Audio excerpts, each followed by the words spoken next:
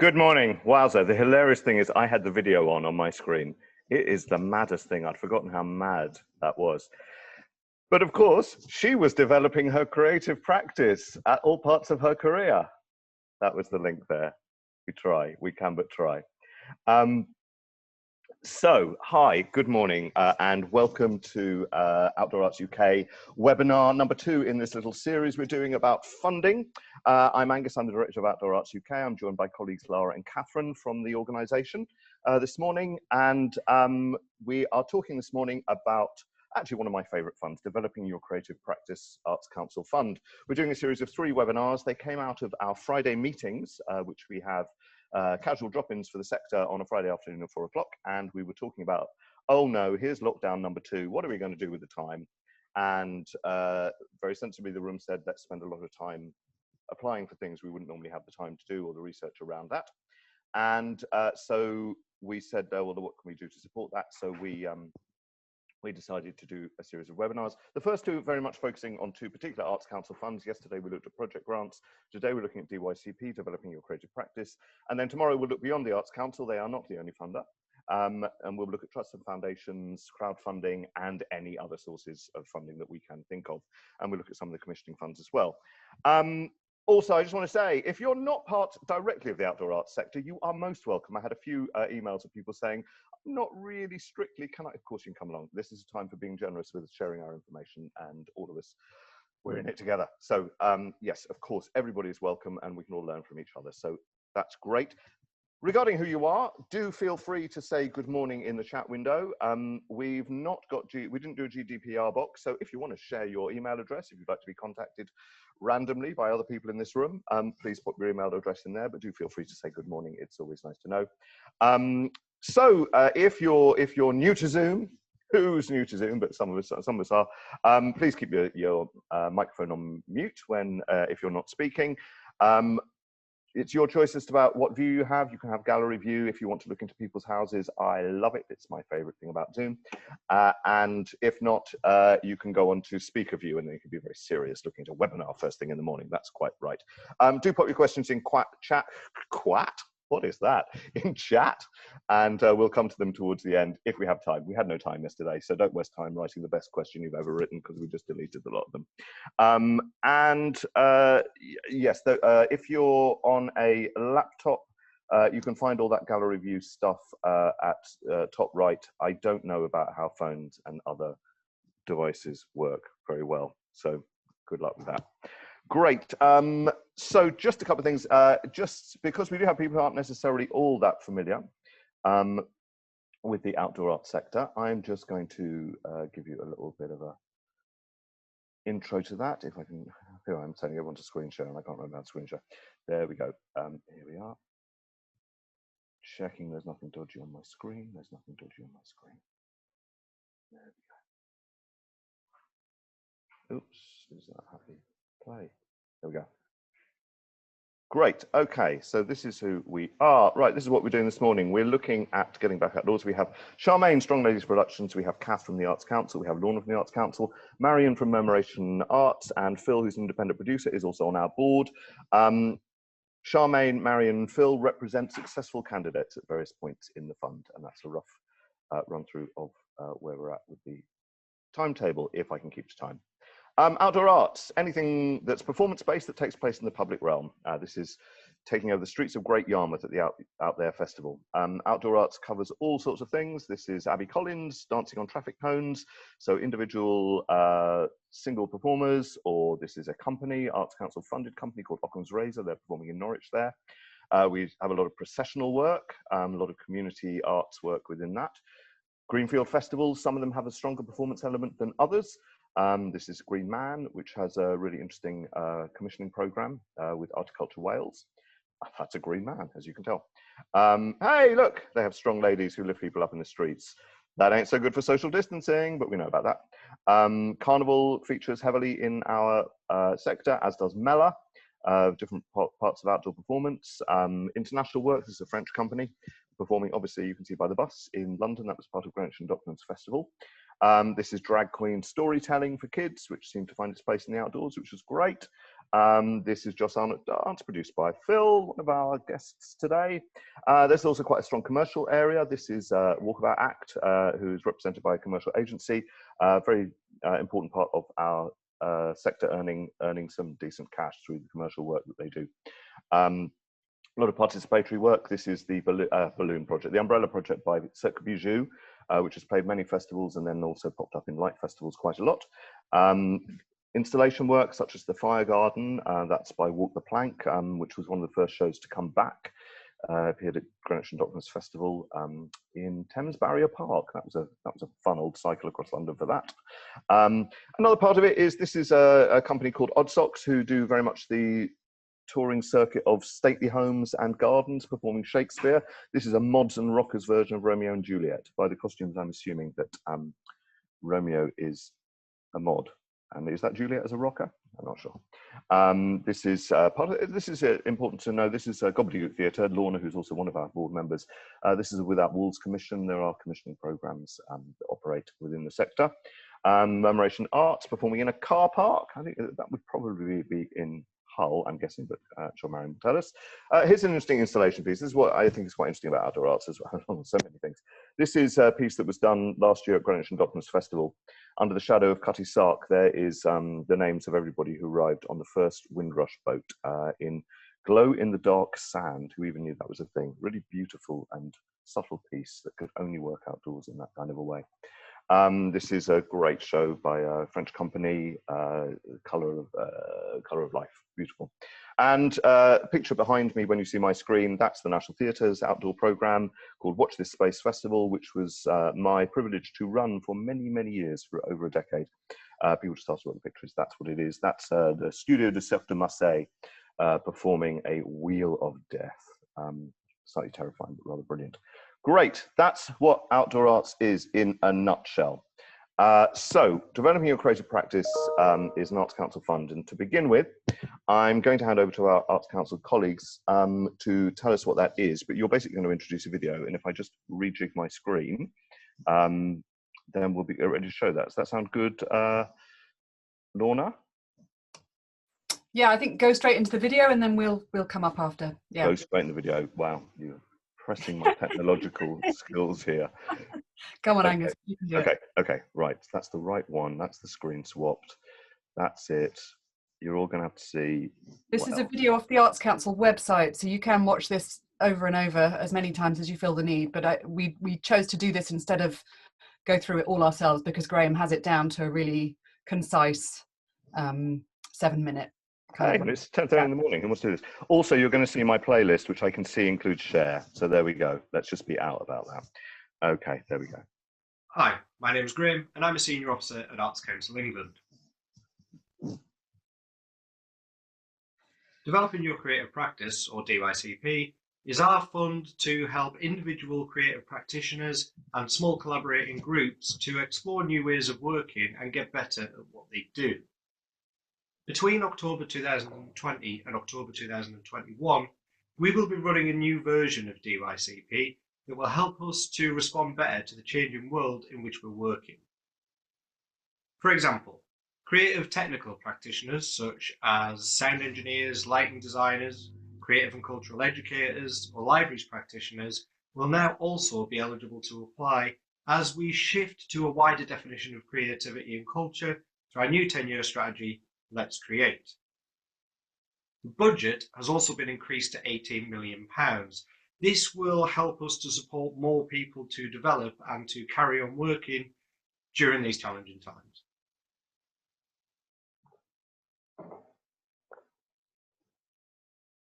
You can apply for between £2,000 and £10,000 for activities that help you to develop as a creative practitioner. And these can include building new networks for future development or presentation of work, creating new work, experimenting with new collaborators, international or domestic travel to explore other practice or work with mentors, professional development activities, and research and development time to explore your practice and take creative risks, and take practical steps to make it more sustainable in the future. If you have any personal access costs for running your activity, you can include these up to and over the £10,000 maximum. Now, it's important to remember that DYCP is first and foremost a fund focused on your personal development, so you'll need to tell us how you plan to develop during this time. The programme's been running for a couple of years now, and this relaunch is a kind of ideal opportunity for us to talk about the features of some of the stronger applications as well as the weaker applications that we've had in the past. This can help you to give us the right information, but it will also help you to get more out of the process and out of your application.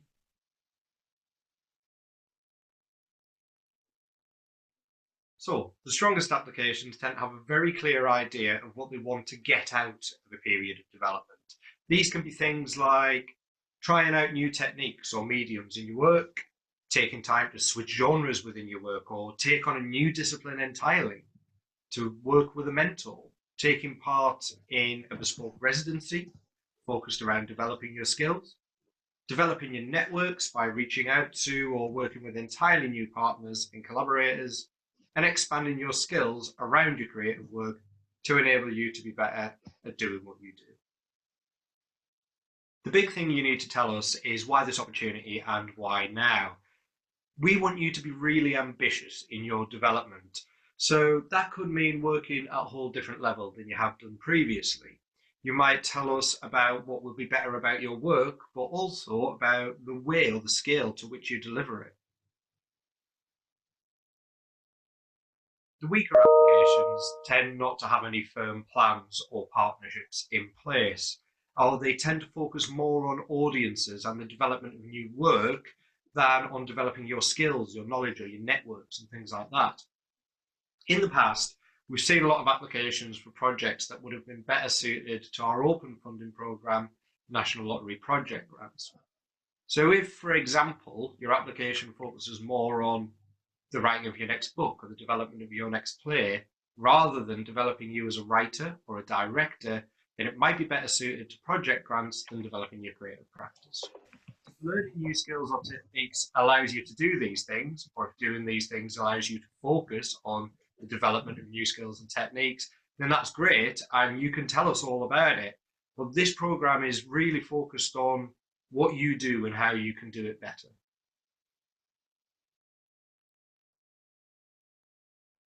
When it comes to the finances, mostly we see people requesting contributions towards their time or other people's time, or the travel, or the materials or equipment that they need to deliver their activity. Now, this is all absolutely fine, and your application should back up why these costs are necessary. I mean, if your application is simply, I want to buy a laptop and some software and learn how to use it, then it's unlikely to be competitive. Another bit people struggle with is the activity plan. Everybody forgets about it because it's at the end of the form, but it's actually incredibly important. Because remember, the person reading your application might have no idea about you, your work, or what it is that you plan to do. Now, this timeline should kind of really paint a picture of exactly what you're going to do, when you're going to do it, and where, and also how you'll kind of manage your progress and how you'll know whether or not you've been successful in what you're trying to do. So good things to include in the activity plan are meetings, classes or mentoring sessions, residency and workshop dates, time to practice or create work, performance and show and dates if there are any travel and where to, and important milestones. And we don't see this in every application, but they're very important, as it shows that you can monitor and manage your progress throughout your period of development. So you think about what you want to achieve at certain points throughout the project. You know, do you want to, by a certain date, have met X number of people or written X amount of words? Do you want to have attended a class? Do you want to have learned a technique? Do you want to have spent some time out to kind of reflect and practice those things? Not only will this make for a stronger application, but you will also get more out of it as a process. And that is ultimately the point of the fund. It's the point of the grants that we make. My number one piece of advice is to read the guidance, which is also available in BSL and easy read format. It lists all the questions in the application form, and each question has a list of prompts that tell you what you need to tell us. So using it really can improve the quality of the answers that you give us and the overall application. You can really tell when you're reading all the applications that people send in, the people who've read the guidance and the people who haven't, because the ones that haven't always miss out key pieces of information that we've asked for in the guidance. So read the guidance and use it to your advantage. If you have any questions, feel free to get in touch with our customer services team, inquiries@artscouncil.org.uk. And that's it. Thanks. And stay safe and good luck with the application. Great. Okay, we're done. Thank you very much. There we go. That's our session. I should start by introducing myself and my colleagues. So I'm Lorna Palmer. I'm Relationship Manager for Combined Arts in the South East. And I'm Kath Boddy, and I have the same job title in the South East, but I'm based in the Cambridge office, whereas Lorna's based down in the Brighton office. But that's all academic at the moment. And just a quick rundown of what Combined Arts means in the Arts Council. We have 7 subgroups as part of Combined Arts. We have art centres, carnival and mela, festivals, live art, participatory or socially engaged practice, circus and outdoor arts. So all of those subgroups basically come under the Combined Arts specialism, and the people and the venues that we look after all fall under those specialisms. So, shall we? It's worth saying that while there is overlap between those sub-art forms within Combined Arts, we also overlap with other art forms within Arts Council. I'm just wondering whether we Should we start with the case studies and then go on to the slides, or would you rather we go straight? I think let's we've heard how to do it. Let's hear some people who've done it. I think that sounds like a good way to go, and then it will allow you guys to respond to that. So that feels great to me, because obviously Marion, Charmaine and Phill did exactly what we've just heard, to the letter. I love that he started with sound engineers and he seemed to be surrounded by sound equipment. It's like, okay, that's obviously the way to go. I'm going to be a sound engineer. I get it. Great, excellent. So we shall begin, if we may. Marion, shall we hear about your DYCP journey quite recently? Yeah, hi. Nice to meet you all. Thanks for having me here. I'm the artistic director of Murmuration Arts, and we make work. It's participatory. Wherever we make our projects, we start by talking to people in the area that we're making a show about a specific element of their life, and then we use that material to put into our work. So at the moment I'm making a project, trying to make a project for Leonardsley Illuminated, which is a garden walk, and it's about the journey to parenthood. So I've been talking to parents who live near Leonardsley about their experience of becoming a parent, and then putting that work into our soundtrack and into the piece. So I started Murmuration 2 years ago. I've been working running the Hargreaves Players, and we closed the Hargreaves Players, and I was 6 months pregnant and thought, hey, it's a great time to start a new company. So at that point I guess I was really reflecting on what I had learned from Hargreaves and what I wanted to take forward from Hargreaves into Murmuration, into this new company. So it felt like a really good time to take a moment and reflect on what I'd been doing and what I wanted to go forward with. And I'd talked to Mikey Martins, who is the director of Freedom Festival, which is in Hull. He has been a supporter of my work for my whole career, really. And he had always talked to me about a company called Mammalian Diving Reflex. They're a Canadian company. And just said that our work aligned in some ways. There were crossover points, and Mikey was bringing Mammalian to Hull in 2019. So, you know, the company were coming to Europe. So that was quite a helpful step in being able to work with them. And there was another company called ATSA, who are also a Canadian company, very political company, that Mikey had mentioned would be another company for us to sort of think about working with. And they were also due to be coming to Hull in 2019. So that seemed like a really good opportunity to basically get some mentoring with those two companies. So that's what formed the basis of my application, was mentoring sessions with Mammalian and ATSA, and for me to have mentoring with the artistic director of both of those companies.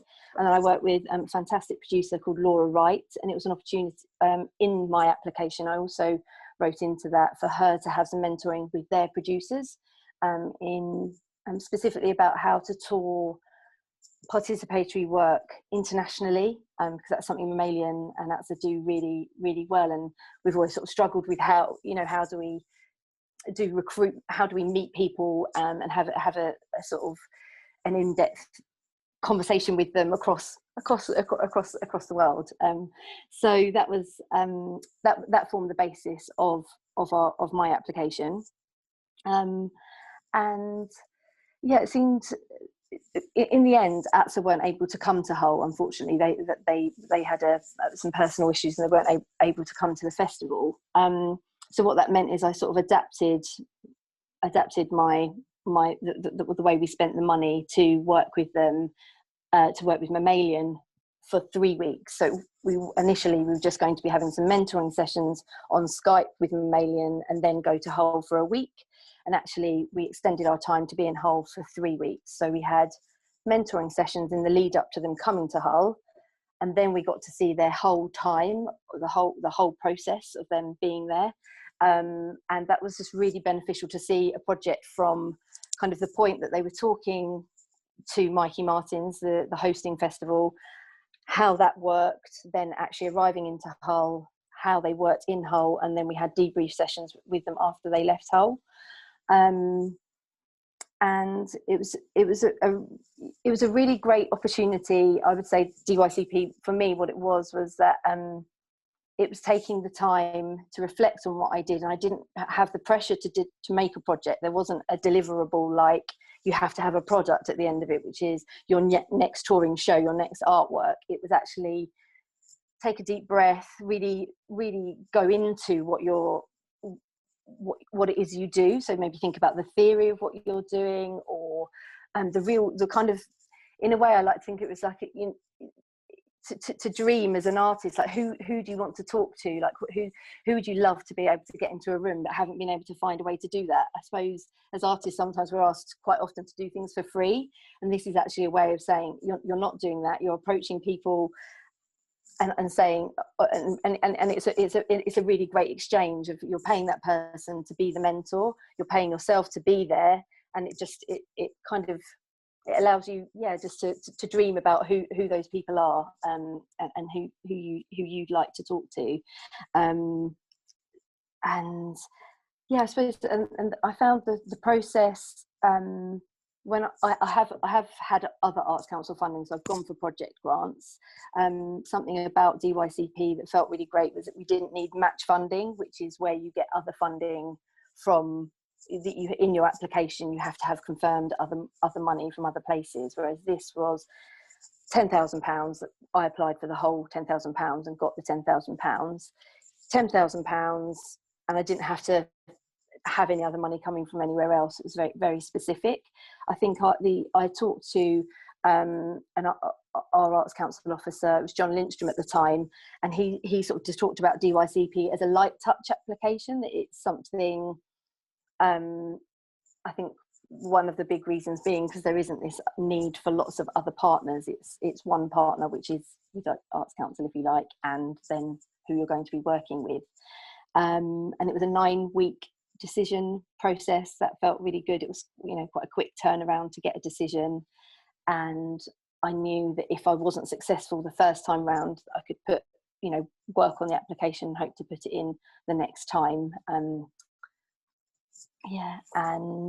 what else to say about that? I think what came out of the process for me was, like I said, a real opportunity to just think about what I do, how I wanted to develop going forwards. Really just taking some time out and taking pressure off myself to make something, and that was, and working, and it gave me a connection with Mammalian, working with Darren O'Donnell, and being able to speak to him about the theory of his work, and that was really helpful for me. And it just, I suppose, partly DYCP gave me a bit more confidence to feel like I could approach other people to talk about what it is I want to do and what it is they do. And I think my biggest sort of tip, I suppose, would be with applications is I always start with the budget, because that feels like the real nuts and bolts of what you're doing. Because if you were to say you're going to, have 4 different mentors and you're going to have 4 different sessions, and maybe all that money's gone, whereas actually if you start with the budget, that feels like the real nuts and bolts of how much you can do, and then you write your narrative based on your budget, and you also can with the project plan, really make sure that ties in with what your budget says. So if you're saying, you're having 4 mentoring sessions, you might write that in your budget, 4 mentoring sessions with Mammalian.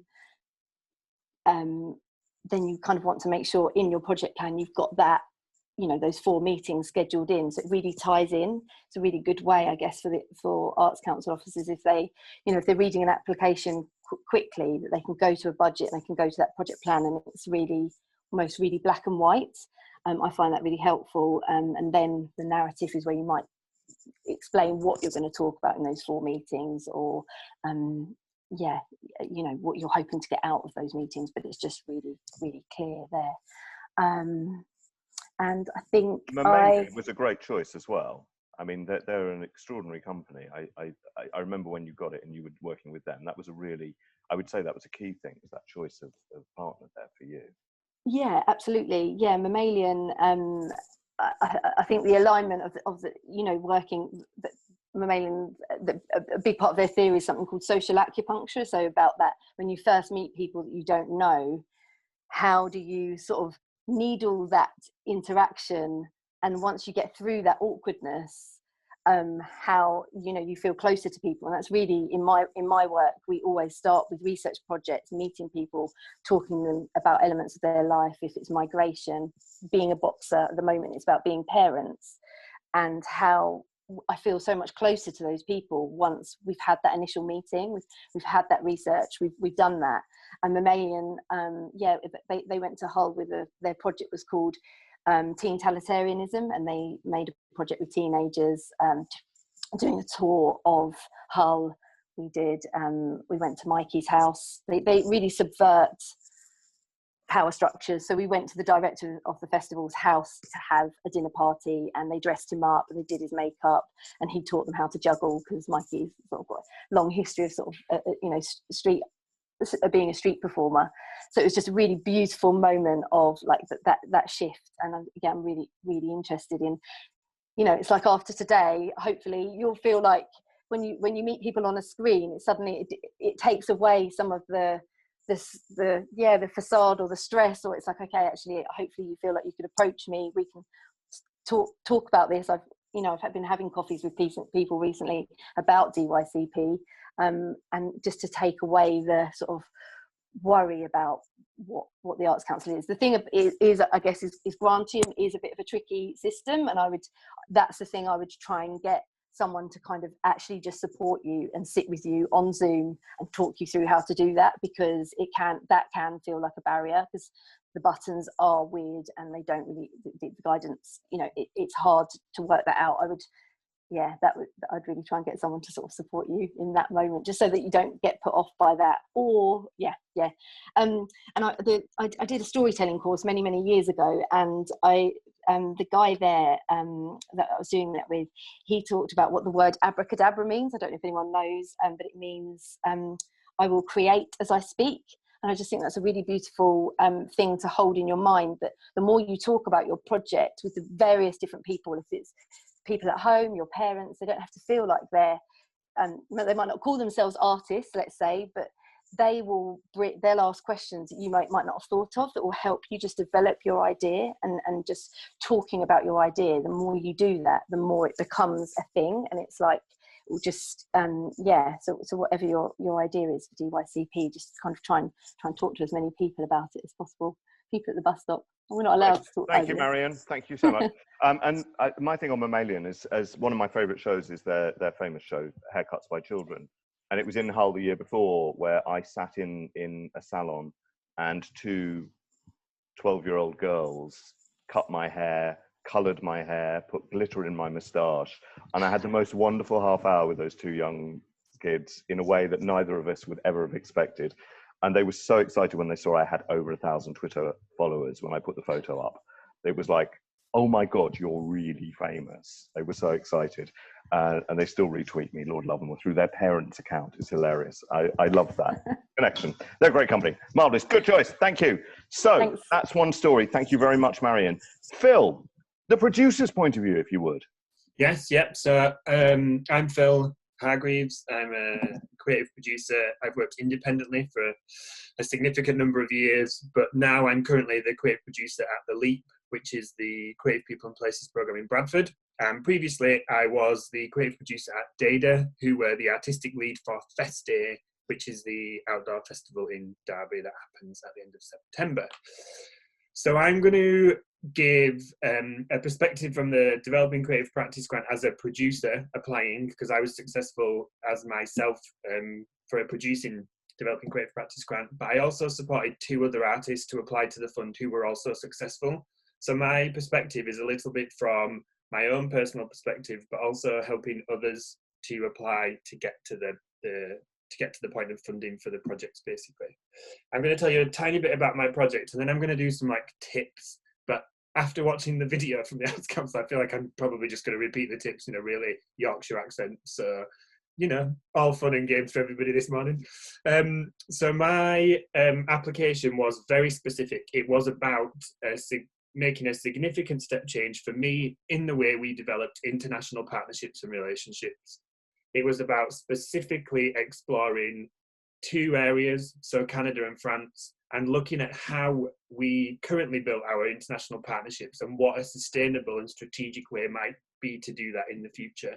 So very different process. So I had 3 very clear aims. One of those was to create strong relationships between artistic enablers in those countries, to develop more opportunities in those countries, and to increase my knowledge of the infrastructure and the operating systems in those countries to better understand how UK-based artists could fit into those formats. Now, I came up with the idea very specifically because I felt I had attended international platforms and showcases and events in the UK, and I didn't feel like the way we approached international touring was something that looked at long-term strategic development. We still thought of it as very short-term, gig-based type of activity, and I was really interested in how you build a sustainable market. Oh, I sound like I work for Apple, sorry about that. But, you know, a sustainable marketplace for international touring. So I specifically wanted to explore that. So I found 2 people, one in France, one in Canada. The person in France is Camille Boumier, who most people may know from Norfolk State, who is possibly the most incredible international producer that I've probably met. I absolutely adore the work she does. She's amazing.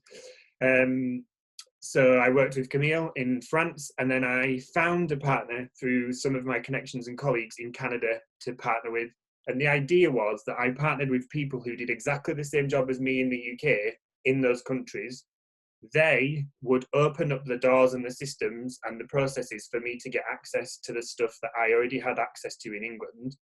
And they would embed me into those infrastructures. So it wasn't about me just going to France and wandering around France for 2 weeks and finding things. It was a very focused, meet people, watch shows, participate in networking, understand the infrastructures, meet their equivalent of arts councils, and build this really rich knowledge and understanding to then be able to say, well, actually, this artist I'm producing for doesn't fit in this network. So there is no point me trying to get into that network or in with that person. Or in Canada, they have these types of spaces. So these types of artists that I know would fit into these types of spaces. So I thought my application was quite clear and cut about what I was going to do, what I was going to get out of it, and how I was going to do it. So that was my application. The other applications were for artists, and they were specifically for artists who develop their artistic practices. So focusing very much on them, a step change in their career development, a focus, a move, all that kind of stuff. So my tips would be, the first thing I would say is, since the fund has reopened, I've probably had a significant amount of phone calls from people because I had an application as a producer. So the fund is not just for artists. And I think everybody has their own practice. You know, I have a practice as a producer. I might not think of myself as having a practice, but we do. I have a particular process and practice and system that I work within. And that's one of the things I would say. So if you're, you know, like you said in the video, if you're a sound engineer or a production manager, think about what the practice is for you and what the change is. What is the significant step change in that practice, and why now, basically. I would say look at the timelines, because developing creative practice is actually, it's not better that there are deadlines, but because there are deadlines, it can help you be quite focused on what you need to do and when. But also, when you're focusing on that, think about the things such as, if you are signing up to Grantium as a new person, it's going to take 5 days for your profile to be authorized. So if you're signing up to Grantium the day before and you haven't had your profile authorized, you are not going to meet the deadline, and that's going to cause you a little bit of stress and anxiety at the last minute. So look at the deadlines, think about the plans and stuff you have to do, and plan significantly well, not only the project, but the process to get that submitted. Because, you know, I'll be truthfully honest, I hadn't realized you had to submit the letter of support. So I had 2 supporting people for the project, but they hadn't done an official letter, and it was like 11:35. The deadline was 12 noon, and I was frantically trying to contact someone in Canada to get a letter of support who are not functioning on my time, nor did they probably care that I was not able to send them the information in a better time frame. So just bear that in mind, because I know it's easy for me to say it, you know, we all love to be prepared, but being prepared for this, because there is a deadline, you can't just say, oh, we didn't submit on Friday, I'll do it on Monday. That's not going to happen this time. It's got to go in. So be prepared for all of the stuff that might come around that. I would say keep it realistic. You know, my project was very clear. It was very realistic. I did write in this application, my name's Phill, I'm going to go to France and I'm going to change the way the UK is represented in France by having hundreds of new gigs across the country, because this is incredible. That is impossible for me to do as an individual person, yeah? So be very realistic about what you want to achieve and what the money allows you to achieve. You know, £10,000 is a lot of money, but when I start to think about going to France and Canada, woo, interesting, yeah? The money dwindles quickly, you know, it starts to disappear before your eyes. So don't say I'm going to spend 20 weeks in Canada on £5,000, because the Arts Council are going to look at that and say, this is an interesting budget. Be very realistic and clear about what you want to do and what you want to achieve. Also, if you're an artist, think about things like, if you would normally write a week of R&D time into your application for a project grant, but you're talking about changing a practice, don't write 1 week again. If you need more time to develop your practice, write more time to develop your practice, because this is about a change, a step change, a significant development. And if you're just replicating a process that already exists, is it really a practice development, or are you just trying to do another project? Yeah, so think about that. If you think, actually, I've never R&D'd a project, I'll have 1 week. Sit down with someone and question whether or not you should say, actually, maybe I'll do 4 weeks and I'll do it like this and I'll do it like that and I'll push this boundary and I'll test this out and I'll push this and I'll do that. I know it sounds like I'm living in a fantasy world, glamorizing rolling in money, but you have to think about what it is you actually physically want to achieve and do, and be very realistic about that. Another thing I'll focus on is why now.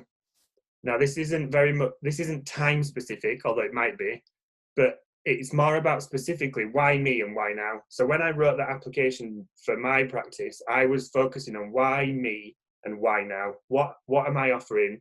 What have I got to do, and why is now the right time to do this? And I clearly articulated that when I said I have been to other platforms supporting international development, and I have noted there's potentially something in the step change here. So I'm articulating clearly why I feel like now is the appropriate time for me to do it in my career development and where I have got to in a space. Most people think when it gets to the why now, it's about time, and they're like, yeah, because I want to go to a workshop in 6 weeks. It could be that. That could totally be the case. You might be going to a specific training course. But actually, the why now is about where you are at as a person, as a practitioner, and what you're doing. Make sure you articulate what the actual step change is. So don't say, I'm going to do this for 5 weeks. What is the change in your practice that you're actually doing to get that change? What are you actually changing? What are you actually exploring? What is the difference? Because if you don't articulate that and you just say, I'm going to do 4 weeks of testing, maybe it'll go through. I don't work for the Arts Council, but I would be very clear about what the step changes are. So if I'm working with a choreographer and they're saying, I want to do this, I would say, what is the process change for you in doing that? What is the potential difference? And it could be absolutely nothing. So you might say, I'm going to change the whole way I develop a show. You might get to the end of the developing creative practice and actually say, all of this training was beneficial because I know I can't make work that way. I can make work this way. Yeah, it could totally be that. Just be clear about what that change might be. What are your last top tips, just so I can move on? I'm sorry. Sorry. I would say, ask yourself, could this go into project grants? And if you feel it could go into project grants, you need to look at whether it's actually a developing creative practice application. Yeah. So if you think, actually, I could get a project grant for this, it might not be the right time to put the funding. And also, don't be afraid to ask for help. There's quite a few people in the country who've had successful applications who are willing to share and put things out there and give advice and guidance. So don't be afraid to ask for help. We talk about it a lot in the one-to-ones we do for OA UK, and the outdoor sector's been pretty successful in it as well, hasn't it? Yeah, absolutely. And I do have to say, I do not work for the Arts Council, and I didn't write the funding bid. So this is just tips from me about how I've worked with other people to get funding through this programme and how I have received funding through the programme. Cool. It sounded very similar to what the video said. You did. Thank you so much, Phill. Brilliant. So, Charmaine, we're going to move on. Now, I've written many supporting letters for DYCP. Quite a lot of them successful, he said quickly, but you were my first, and you always remember your first. We should just have a little moment to remember that, Charmaine, in 2 days' time, in another world, you'd be performing your show that sort of largely came out of your DYCP. You should be doing it on the 27th of November, but effing COVID has stopped that, hasn't it? Yes. But, you know, there is a show, so then it happened. It still happened, so that's good. But Angus, I have a tendency to talk for too long. I know we're running tight on time, so don't hesitate to tell me, wrap it up. I won't. So I had been, at the point when I applied for developing creative practice, I'd never applied for any funding before ever. And I'd been working in outdoor arts festivals internationally for coming up to 20 years at that point.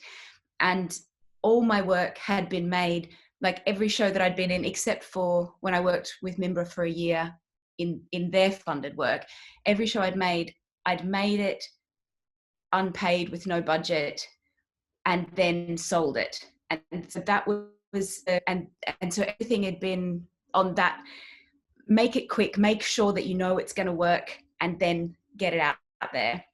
And everything that I'd made had always started with, I knew what the finale was going to be and working backwards from there.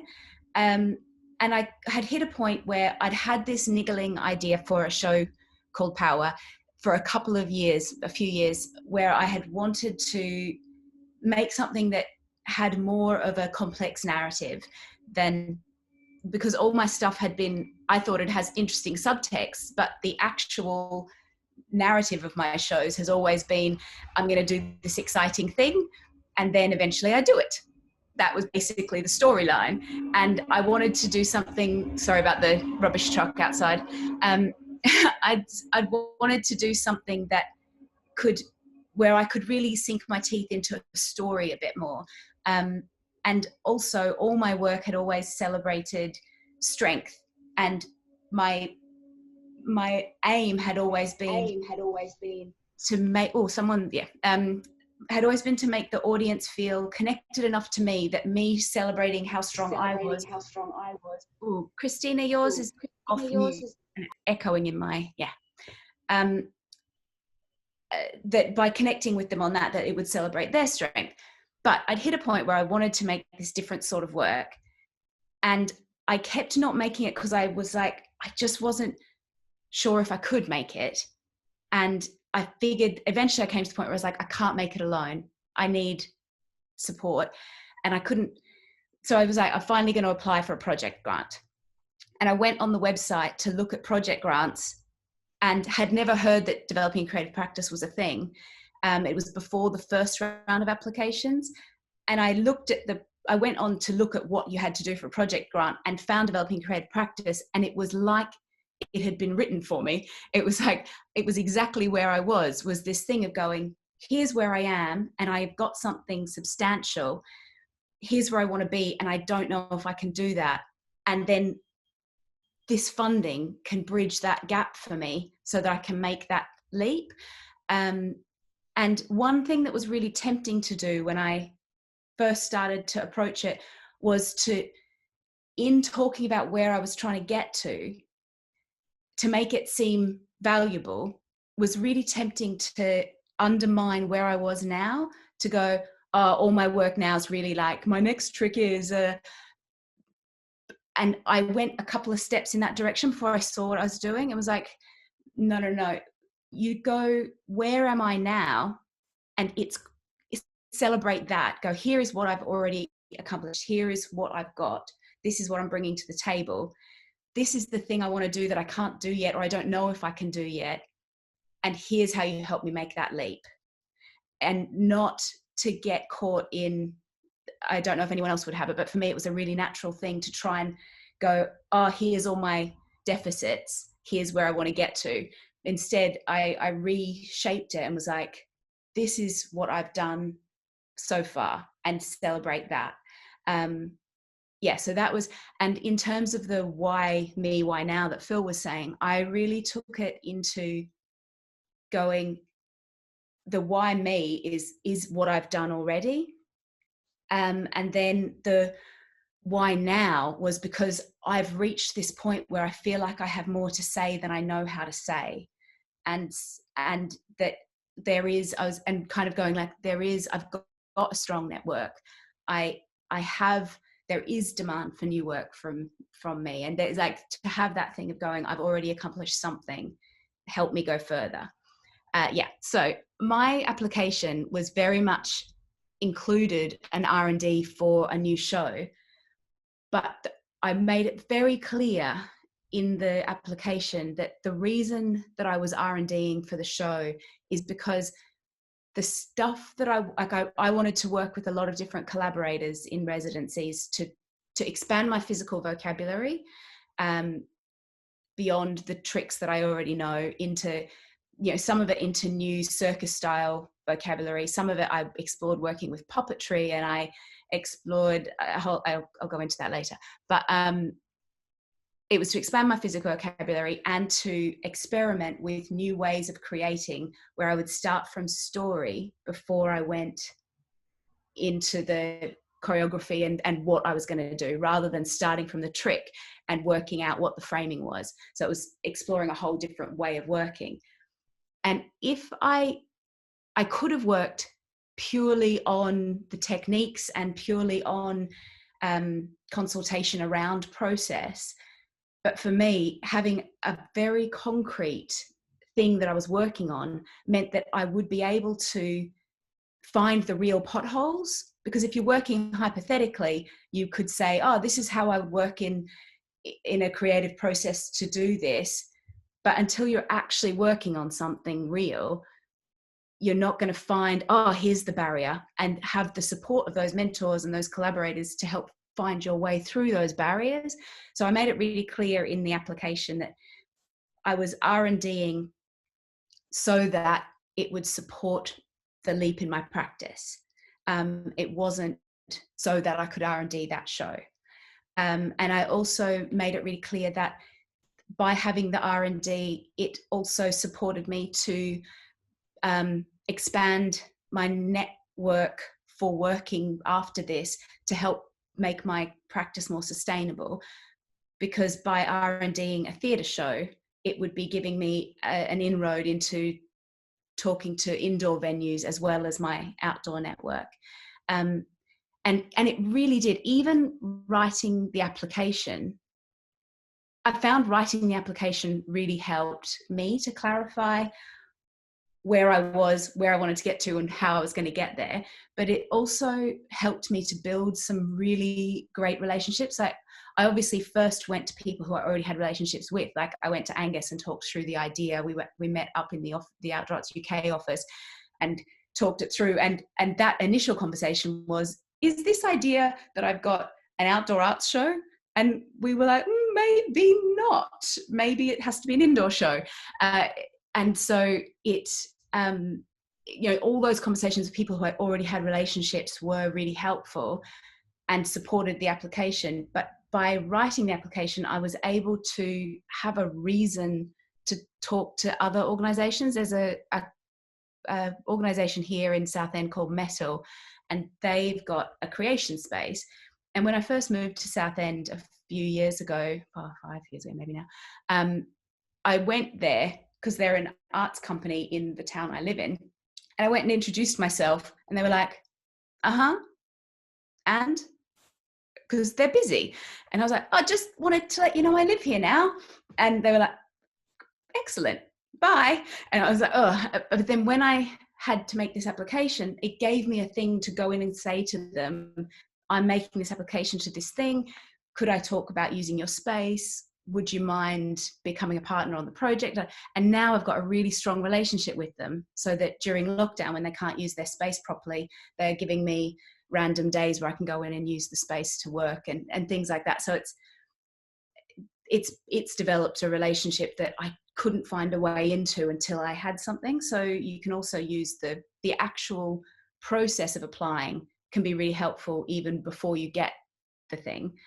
Charmaine, I'm going to truncate you. Is that okay? You've given us such a good picture of how you approach this. Brilliant. Brilliant. And really, really helpful. 3 really different stories, but I don't want to lose time. I noticed that Kath and Lorna, you've been brilliant in chat answering many of those questions. We'll make sure we save the chat, but also I'm going to encourage people to save the chat.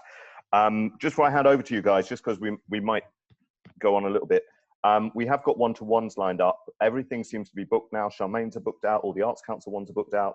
So we're going to do a few more, which we will announce in the newsletter.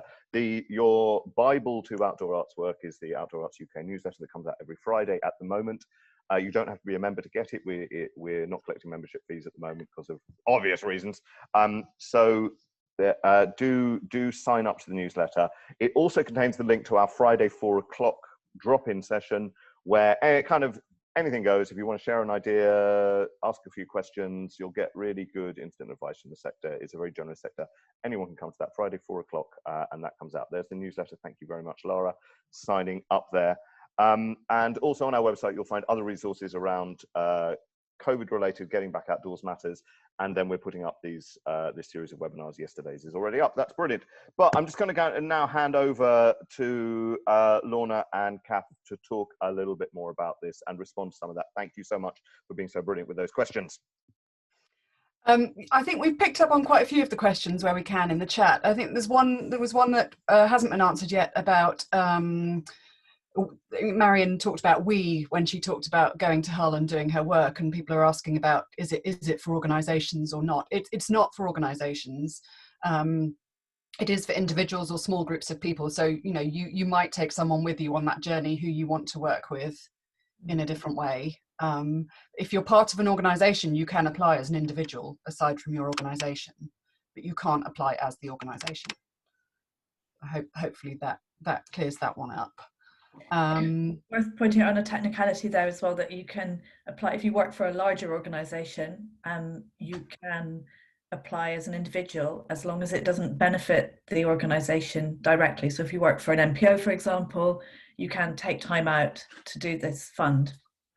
Obviously the MPO or the larger organisation will benefit from your enhanced skills and abilities, but they shouldn't benefit directly. Yeah. And lots of people asking about how much should be confirmed before you apply.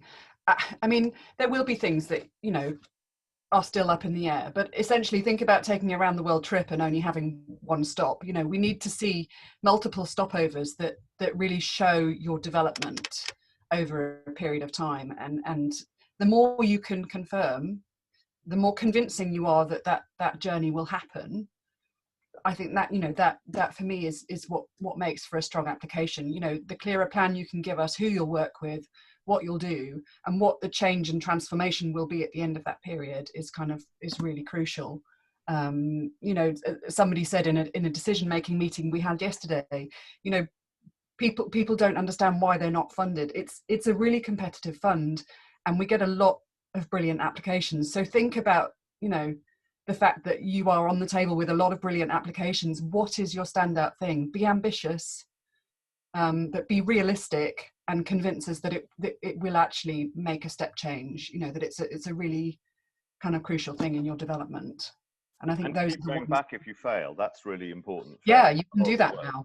But yeah, you learn so much from that. I think it's. I mean, everyone who's come to me and said I didn't get it, I said, great, refine, resubmit. You've cracked Grantium now. Get back to it.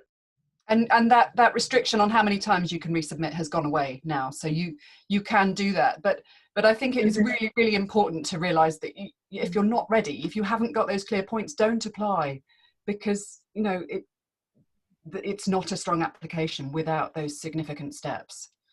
Worth also pointing out that we've dropped the restrictions just for this year, for this round, until October 2021, and we've sort of broadened the criteria just temporarily. We'll be revising that towards the end of next year. We've got 2 minutes left. We have got a few slides, and I don't know whether it's worth pulling them up if people want to screen grab useful links, things like that. Shall I? We love a slide. Let's go. Look, if people need to nip out, we totally understand. We're all in Zoom crazy hell, but let's look at that, and then we'll finish on that. That's great. Thank you. With Lorna's fabulous photos from Tariga. Those are the days. I hope this doesn't make people too sad, because it made me quite sad looking at them. So the first one, there's not really much more to say than has already been said, but the next round is the week commencing 21st of December. The application form, you've got 3 narrative questions, 2 attachments, and it's worth saying that the supporting letter, we've had a few people who've submitted supporting letters from parents and things like that. That's lovely, but I think ultimately it should be somebody who shows investment in your development and recognises your work and the potential in it would make for the strongest supporting letter. 3 checkbox questions, which are about area of focus, public benefit, now or in the future, and looking at let's create, and then, as Marion said, no match funding, which is one of the fantastic things, and also, don't fail to fill in the activity timeline and to give really clear milestones on your journey. In fact, a sister top tip to Marion's about starting with the budget is to start with the activity plan. I've often heard that said as a top tip. It's a good place to start. Yeah. Just a slide looking at the development. So point A, think of it as a journey from point A to point B, and where are you now in your creative practice and career? One of the new changes means you only have to have a year's experience in that practice.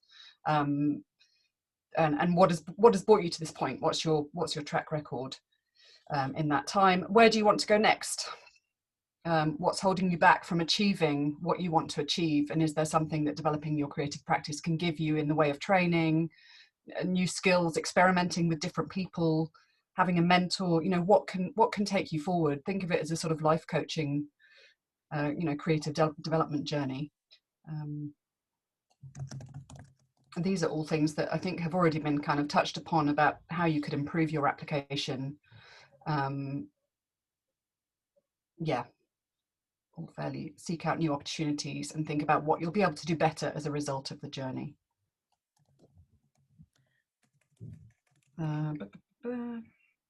Just answering a quick question in the chat here, that about video applications, that we are working on it, and we're aware that it would make the fund so much more accessible if we were able to accept video applications. So that's part of our ongoing revision of the fund. So hopefully soon, because that would be great. Just a quick look at what we can't fund. Continuation of existing work with no clear development, university, college fees or living costs. So you can, lots of people have been asking about courses. You can put in to go on a course or do some training, but it's more informal than, a formal kind of going to college and doing X, Y, Z. General R&D, loss of earnings. It's not an emergency fund. That's really vital to say at the moment. This isn't about emergency response funding, but we do acknowledge that lots of people will be looking to reevaluate the practice and their ways of working, and maybe to build a new skill to make them more adaptable in the current climate. Now we are in in the middle of a pandemic. 2020 updates. So the budget has increased to 18 million, which is great. So each round nationally will have approximately 4.5 million, which is much more than previous.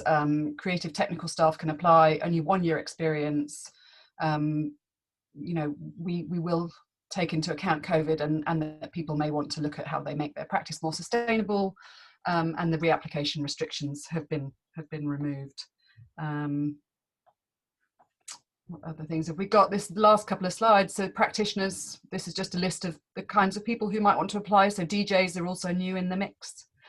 And then if anyone wants to grab this, this is our useful links page. So feel free to screen grab that. We're going to share that. We'll share all this if that's okay, Lorna. Is that That's cool? fine. That was a very quick race through. There's some really useful stuff in there, and I think that works really well next to the video. We'll put the link to the video, then we'll put this, because then you get that bit of the journey, don't you? And then I think really interestingly, Marion, you put your activity plan up there, didn't you? That would be great if you're game for us sharing that too. So we've got a little package on that. That's really helpful stuff there. I'm going to apply to DJ. I used to be a DJ. That sounds perfect. Let me just go back in my, I was called DJ Angus Steakhouse. Can you believe that? I used to play house. Those are there, my practice is developed. Any final points? Thank you, Lorna, Kath. Not to answer the questions as they've come up in the chat, but yeah, I'm available to stay around for a little bit if anybody wants to ask anything else. Yeah, same here. I'm happy to stay on if there's a couple more questions that we haven't answered. Yeah, apologies if we've missed them. It's been no, they were coming thick and fast. You've done wonderful. Yeah, you've done wonderful stuff there to get through so many. So we'll do all of that. Charmaine, you're doing one-to-ones on this very matter, but you're sold out. While we've been doing this, I think we're going to get a few more definitely from the Arts Council representatives, and maybe we'll take a few others from our world. So we'll try and post those. We'll certainly put them out in the Friday newsletter, but they'll all have gone by then. We'll try and do it earlier because we put some more on yesterday and they sold out immediately. Great. So if you're a strong lady, if you're needing to work with a mammalian, or if you're a producer, this is great to hear those stories, but it does go way beyond that. It's fantastic. For me, it responds, I was a Claw Leadership Fellow, and it feels very much like the kind of creative version of that in so many ways. And one of the great benefits of that was having a chance to sit down, and it's really basic, just look at a budget and go, you know, what would I spend? If I could spend, how would I spend it? And actually to be able to say those things. And yes, God, you spend it so fast. You book one course and something half your budget's gone. It's a nightmare. And make sure you pay yourself and pay those that you're working with. That's really, really important to just make that point. You can pay yourself for your time. But yeah, the budget does go quickly. Oh, crazy. I spent so much on training. Amazing. Brilliant. Thank you all so very much. We're back tomorrow, 10:30, we're looking at trust and foundations, crowdfunding, other sources of income. We'll talk a bit about commissioning for the outdoor sector and beyond that. That's brilliant. Thank you all. Thank you, Marion, Phill, and Charmaine for sharing your stories. Lorna and Kath for so many speedy answers. That's brilliant. And someone will see you tomorrow. You can collect the whole set if you there's no prize if you do all 3 days. Yes, we're not having our usual Christmas party. This has come in private chat to me, so no mince pies. We will do something virtual in kind of the last week before we break up to go home, even though we're all at home or whatever we're doing. But we will have a little festive reflection on this year. So we'll be announcing that once we've got these webinars out the way. We'll do a bit of work on that. Brilliant. Thank you all so much. So useful, so helpful. Go out, raise money, develop yourself. Can you leave us live for a second, just in case there's any more questions? Yeah, we're not going to close it. We'll close it in about 10 minutes. Yeah, okay. So you can do that. That's cool. But just if people need to go, that's cool. And Angus, if it ends up being useful, I'm happy to do a few more spots if that's. That sounds useful. If that's useful. No. All right. Anyway, as ever, we will pay you. We do pay our people for their time. I think to add. Yeah. So Catherine, I'm going to leave you to coordinate who might be doing extra one-to-ones and. Yes, thank you. Sort in the budget. Some Angus as well if needed. I'm happy to do some. Also good. Okay. Does anyone have any questions? Anyone hanging out for a question to be answered that hasn't? So, Simon, do you want to jump in? Simon Pascoe, sorry. Yeah. Hi.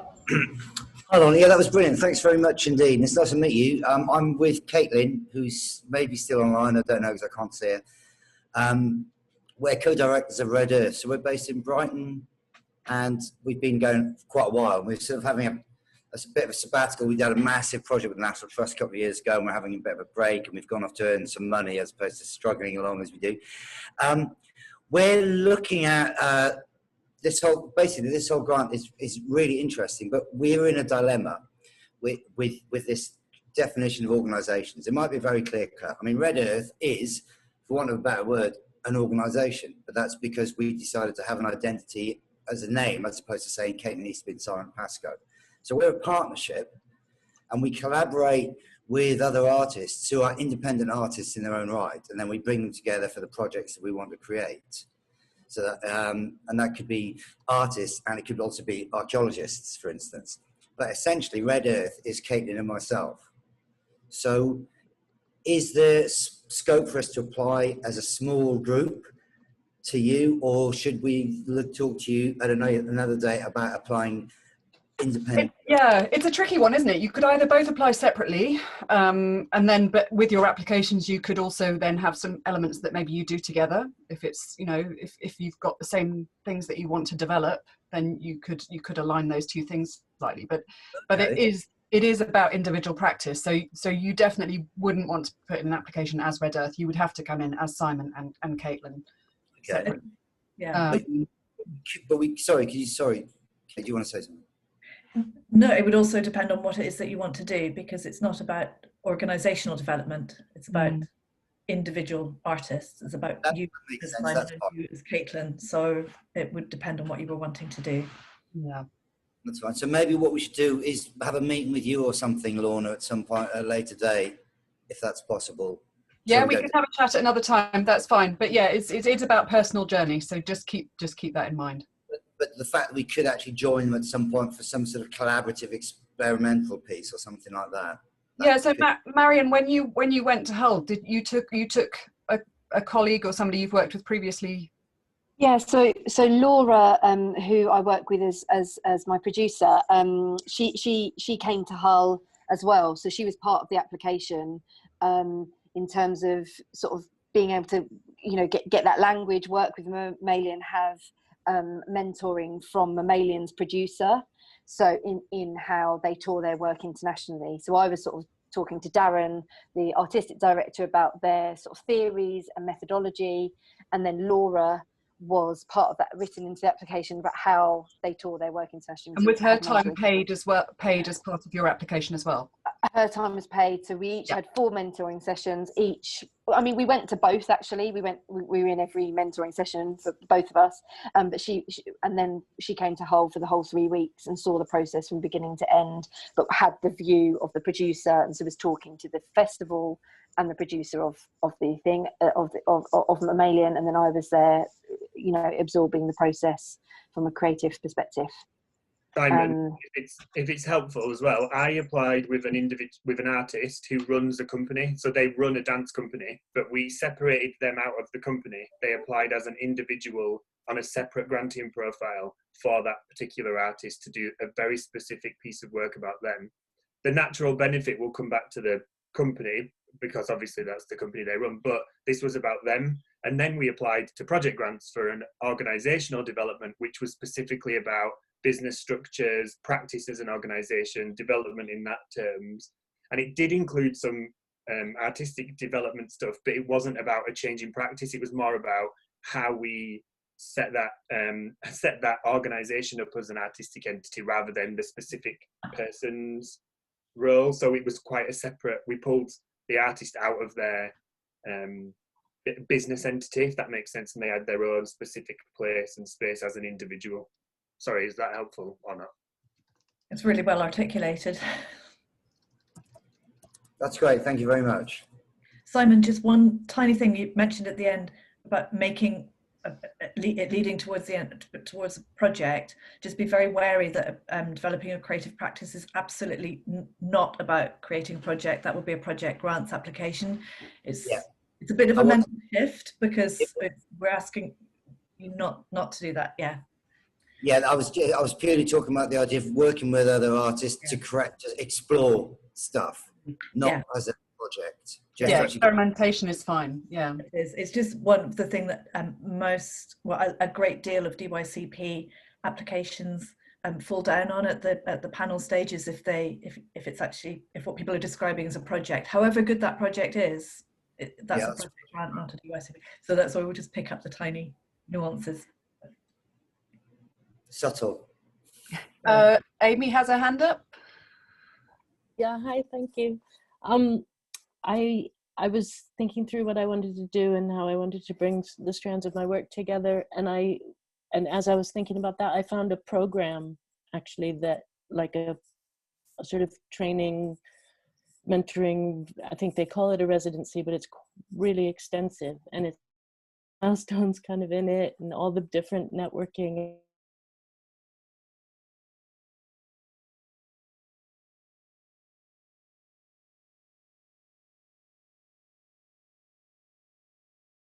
could just kind of put in for, I mean, with my own rationale around it and the outcomes that I would be seeking for myself.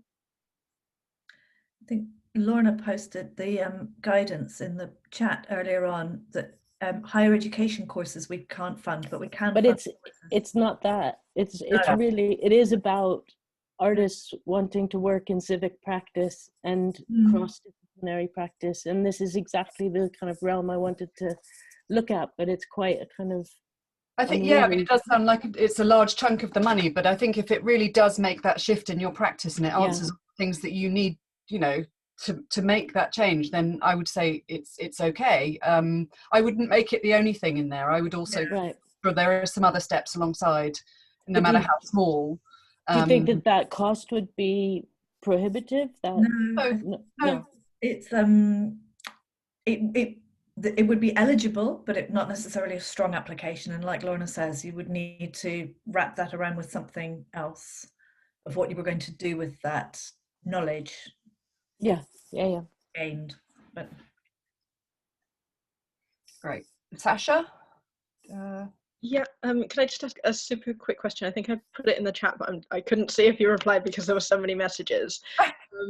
Basically, it's just like when someone's trying to learn a new skill and has workshops or courses, short courses that they want to do, taught by artists, do we need to already have like the whole year planned out, or can we put some of the money to courses that will probably be announced later in the year, but we don't know for certain, like? Yeah, I think especially at the moment things are likely to change, but I think it's just making sure that you've got, you know, a couple of things confirmed in your timeline, and you know, if you can contact the person who you think will run the course and get a sense of when it might happen. If that changes, you know, so be it. Are you nodding, Kath? Do you want to? Yes, we're adaptable. And actually, just thinking of Lorna's great analogy about a round the world trip, you would want to have a couple of your main destinations in there, and then, but you know, sometimes you might want to explore a little avenue that you hadn't particularly noticed at the beginning. That's fine, as long as it doesn't majorly change what your intention is. I had the countries in there, Sasha, but I didn't have specifically who I would meet in those countries. I had the partner who I'd be working with in the countries, but then I said we would explore these particular kinds of people to find. So Arts Council, governments, artists, festivals, blah, blah, blah, blah, blah. Because I couldn't articulate that either, because it would have been like, there's not enough words either, to be quite brutally honest. But also it would be too prescriptive at the outset of what's meant to be an exploratory or experimental process. Okay, great. Thank you very much, everyone. Okay. Hi, Thor. I just had a question about when you approach, when you approach like producers or other people, mentors you want to work with, about how to sort of put a cost on that. I mean, for instance, if you wanted to go and work with a programmer who's charging £400 or £500 a day, or a director that might charge that, how it'd be interesting maybe from Marion as well, is how you've negotiated that kind of fee, and also in terms of your own day rate, what you should be charging for, because you know what I may charge for doing R&D is different to what I may charge as a full artist fee in different scenarios. And I just wondered how you kind of, some advice about going about that. I mean, with fair fees for all are definitely is the Arts Council line. So, you know, I think if you've got a fee for yourself for research and development days, then that probably suits DYCP days for yourself. And then if you're working with somebody whose fee is a particular day rate, then that's the rate. That's the rate. Yeah. I can command that rate. It varies. Obviously, we expect the minimum for people to be paid the correct amount, but depending on where people are in their career, they will charge more. But we are always very wary of people using sort of discounting their rates or working for free. We would rather people were paid people must be paid the basic minimum, and then if it's more expensive than that, that's what it is. I said that really fuzzily, but yeah. And in terms of your own artistic fee, you know, I can charge having to, or you go, okay, I'd like to try and I'm prepared to work at a lesser rate because this is R&D work to develop my practice. Is there a sort of guideline as to what they're expecting you to budget for your own time? No, I mean we don't go into specifics for that. Marion, what did you do for yourself?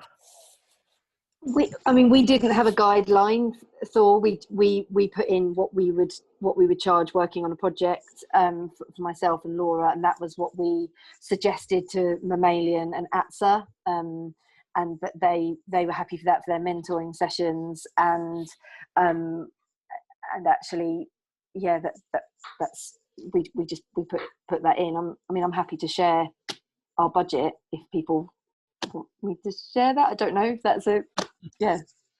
Okay, thanks.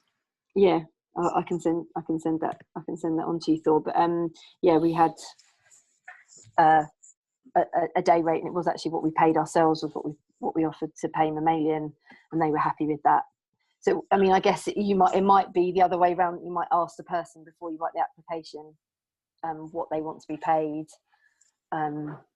You know, depending on how much time you've got, and them getting back to you and stuff like that about what it is, what their specific day fee is.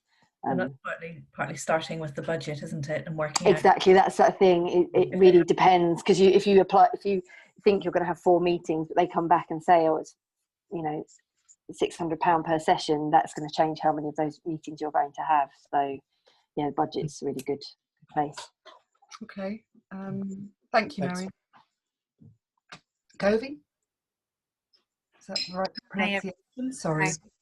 I am a self-employed artist. I've been trained by and have been working for an organisation called Handmade Parade, and I would like to apply to develop my skills and to come up with my own walkabout show, and that would include sort of getting some training on different aspects of the performance side of things, and but I was wondering if I could include in the application things like getting a filmmaker involved to sort of take footage of my work so that I have better exposure, because people don't really know me as an artist yet. Sounds a bit more like a sort of a research and development for a project grant, right? Okay, moving towards a specific show.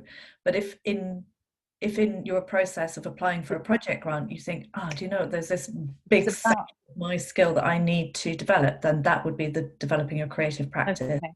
So yeah, because that's what it's about. I need to learn. I still need to learn certain things in order to make that leap.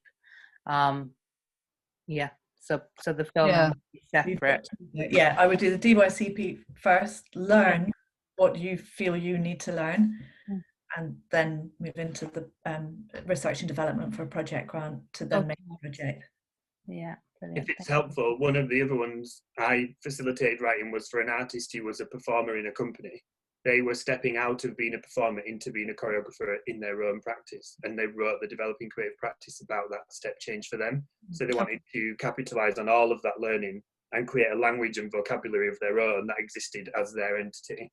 And it was specifically about that. And then they've gone on to put a project grant in to make a piece of work after that. So they made the change, met the people, built the profile, went into the actual project space. And it does, while it wouldn't affect your DYCP, a project grant application would be strengthened by having done the DYCP successfully. Brilliant, thank you. Okay. Sue, go for it.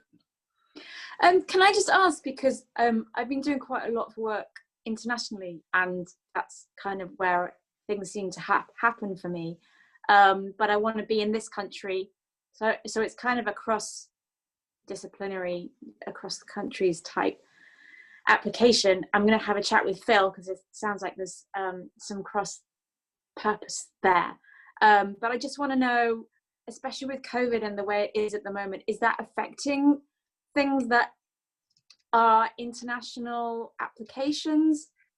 My purpose is always that it would be something that could involve UK artists where it's possible. So it's not that I want to go and be abroad and just be abroad and not affect the UK. It's definitely something that I would want to bring back my expertise and what's happening, but also to create, well, I've got lots of ideas, I won't go into all of those, but yeah, so that's just one of my questions really. And I think maybe some of the questions, some of those answers might come out tomorrow in other funding applications that we can make, but what are the parameters for internationalness? Does that make sense? I'm not entirely sure I understand. Sorry, Lorna. What are the limits if you're working internationally? Limits? In terms of developing your creative practice? Yeah. Well, if you were wanting to work with an international artist in their country, you can factor in that travel, but in the narrative and possibly in the budget, well, no, possibly in the narrative, you would need to explain what you would do if you were unable to travel to that country.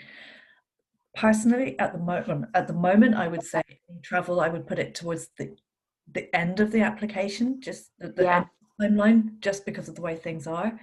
Yeah, but there's no limitations on how much of it you do. You know, but you can only apply up to £10,000. So yeah, you know, you have to tell us what the most important parts are that will get you to where you want to be, and we're not hugely prescriptive what that is, as long as it's relevant and you can convince us that it's, you know, it's going to make that change in your practice.